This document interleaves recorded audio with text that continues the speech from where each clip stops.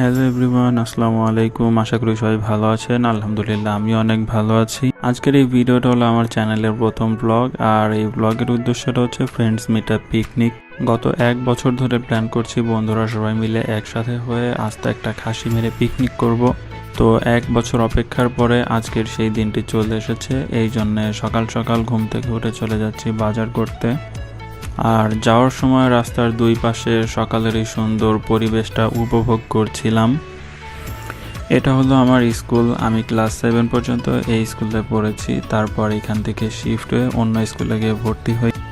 আর পাশে এটা হলো এই এলাকার মসজিদ এবং ঈদগাহ। দেখতে দেখতে চলে আসলাম বাজারে। আসলে ভ্যানটা উনি এত জোরে চালিয়েছে মনে হচ্ছে রকেট চালাচ্ছে, এই কারণে বেশি সময়ও লাগে না এই বাজারে আসতে। আমার আগে যারা বাজারে গেছে ওরা আমাকে আগেই ফোন দিয়ে বলেছে আমাকে মাংসের বাজারে যেতে, এই জন্য আমি ভ্যান থেকে নেমে সোজা ওদের কাছে চলে যাচ্ছি মাংসের বাজারে।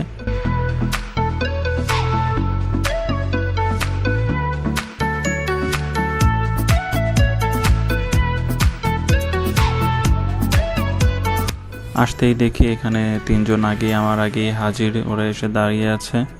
এখনও অনেকেরই আসা বাকি, যেহেতু আমরা বন্ধুরা সবাই মিলে পিকনিক করছি এই জন্য সবার উপস্থিতি থাকাটা জরুরি। যেহেতু একটা আস্ত খাসি মেরে পিকনিক হবে এই জন্য সবাই আসবে, দেখবে, ছবি তুলবে, একটা অন্যরকম মজার ব্যাপার। তাই এইটা ফেলে রেখে আমরা আগে চলে গেলাম কাঁচা বাজার করতে। কাঁচা বাজারে ওইখানে ওনাকে লিস্ট দিয়ে আমরা চলে আসলাম মুদি দোকানে। এখানে মুদি বাজারও যা যা দরকার ছিল বা বাবুর্চি যেগুলো লিখে দিয়েছে প্রয়োজনীয় যা কিছু সব কিছু এখান থেকে নিয়ে নিচ্ছি আমরা। যেহেতু এখন অনেকেরই আসা বাকি এই জন্য আমরা কাঁচা বাজার আর মুদি দোকানে মুদি বাজারের লিস্টটা দিয়ে আমরা একটা চায়ের বিরতি নিয়ে চা খেতে চলে আসলাম, যে কয়জন আগে এসেছি। বেশি দেরি হওয়ার কারণে আমরা সময় নষ্ট না করে যে কয়জন এসেছিলাম তারাই চলে গেলাম আবার গোশের বাজারে। সেখানে গিয়ে আমাদের জন্য যে খাসিটা জবাই হবে আমরা সেটা নিয়ে চলে গেলাম কষাইয়ের পেছন। এবার কিছুক্ষণ আমরা ছবি তুললাম, ভিডিও করলাম, খাসিটাকে ভালো মতো দেখলাম যে সুস্থ আছে কিনা। সবকিছু শেষে দুইজন কসাই ছিল, তারা খাসিটাকে জবাই দিয়ে দিল।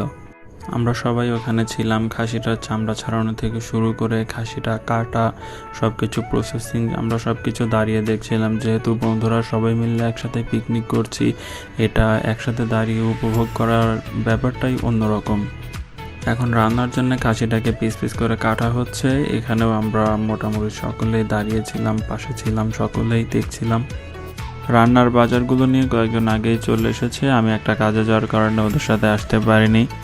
এই তো চলে যাচ্ছে আমাদের গন্তব্যস্থলে, যেখানে রান্না হবে বা সবাই মিলে বসে আড্ডা দিব, খাওয়া দাওয়া হবে, সেখানে যাচ্ছি আমরা।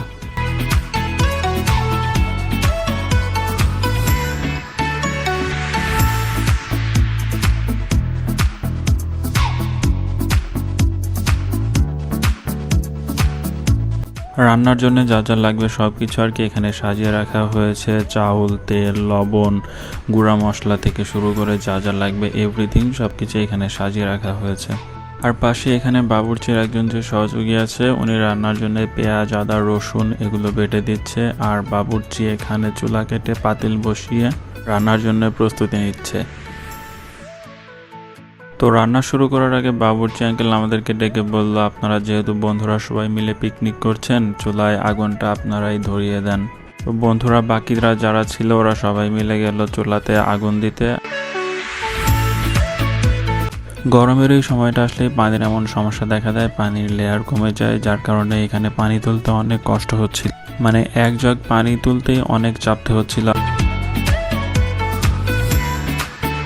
বাবুর্চি আঙ্কেল রান্না শুরু করে দেওয়ার পরে আমরা বন্ধুরা সবাই মিলে একদিকে এসে বসে আড্ডা দিচ্ছিলাম, গল্প করছিলাম, কার ঈদ কেমন কেটেছে সেই নিয়ে আলোচনা করছিলাম।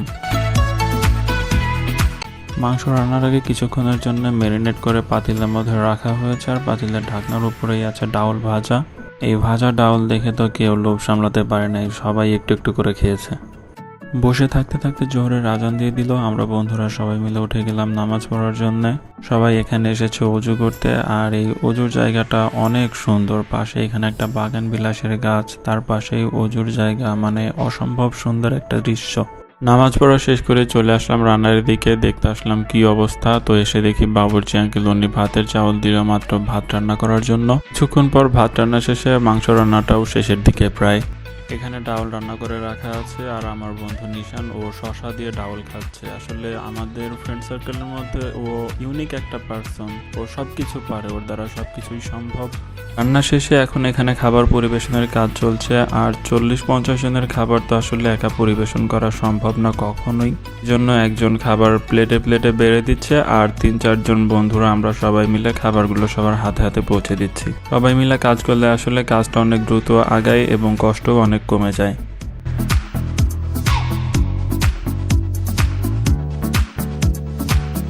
রান্নাটা অনেক মজা হয়েছিল, কিন্তু গরম থাকার কারণে সবার খেতে একটু অসুবিধা হচ্ছিল। তারপরেও আলহামদুলিল্লাহ সবাই অনেক তৃপ্তি সহকারে খেতে পেরেছে। তো এই ছিল আমাদের আয়োজন, আমাদের পিকনিক। আমার ভিডিওটা ভালো লাগলে লাইক, কমেন্ট, শেয়ার করবেন। আর চ্যানেলটা যেহেতু নতুন, অবশ্যই সাবস্ক্রাইব করে পাশের বেল আইকন বাটনটি প্রেস করে রাখবেন। দেখা হবে পরবর্তী কোনো নতুন ভিডিওতে। সে পর্যন্ত সবাই ভালো থাকবেন। আল্লাহ হাফেজ।